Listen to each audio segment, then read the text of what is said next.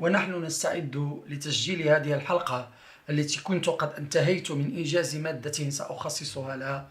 وإذا بالخبر الحزين ينزل علينا ليلة الثلاثاء معلنا وفاة الأستاذ نور الدين الصايل. وهكذا قررت أن أدع المادة التي أنجزتها جانبا وأخصص الحلقة لهذا المصاب الجلل.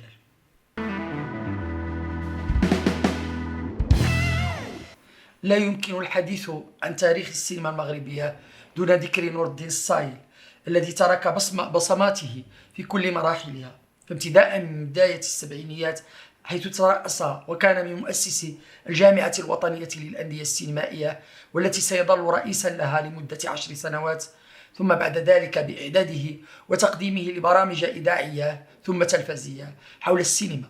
وصولا لترأسه للمركز السينمائي المغربي طيلة 11 سنة،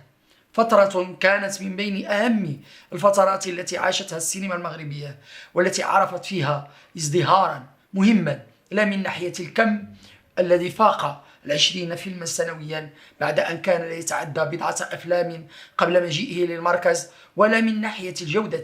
إذ عرفت هذه الفترة إنتاج أفلام مغربية جد مهمة ستظل محفورة في الذاكرة السينيفيلية إلى الأبد. أفلام جالت مهرجانات عالمية وحصلت فيها على جوائز مهمة، بل منها من زاوج بين النجاح النقدي واستطاع أيضا تصدر مداخل شباك التذاكر.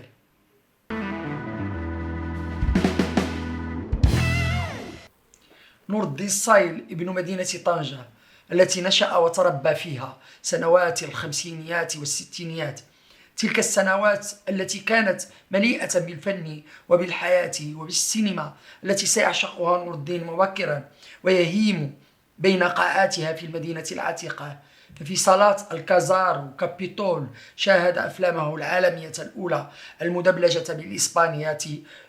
وفي فوكس انفتح على السينما المصرية بنجومها. لكن الذي لا يعلمه الكثيرون أن نور الدين الصايل كان أيضا لاعبا لكرة القدم قارب الاحتراف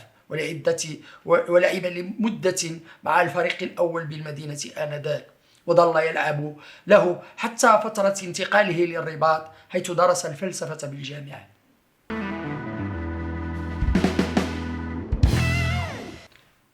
لم يكن نور الدين الصايل رجل السينما في المغرب فقط كما يحلو للمهتمين أن يلقبونه، لكنه أيضا كان رجل إعلام وتواصل، إذ بصم بميسمه القنوات التلفزية التي أشرف على تسييرها أو قام فيها بمهام. فلا أحد يمكن أن يجادل في أن أهم فترات القناة التلفزية المغربية الوحيدة آنذاك قد عرفت بداية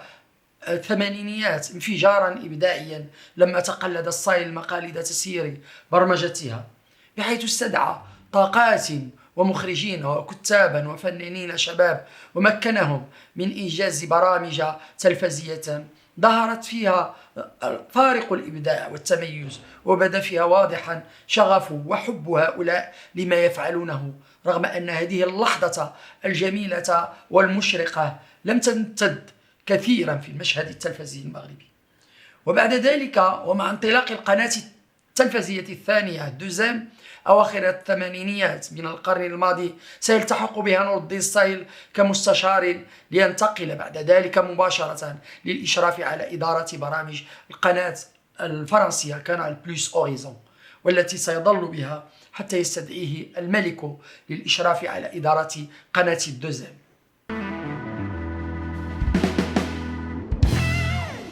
كل هذه الفترات وما بينها كانت جد أساسية في حياة نور الدين الصايل وفي مسار هذه المحطات أيضا، لأنه كان كائنا شغوفا لا يعرف إلا أن يقوم بالشيء حتى نهايته، وأن يضع بصمته في العمل الموكول إليه. نعم، تقلد الصايل مناصبه كموظف، لكنه لم يكن أبدا ذلك الموظف الذي يؤدي فقط عملا موكولا إليه وينتهي الأمر عند هذا الحد، لكنه كان يجعل من المهام الموكولة إليه شغفا وحبا وعملا إبداعيا يحاول أن يصل به نحو الكمال ما استطاع إلى ذلك السبيل.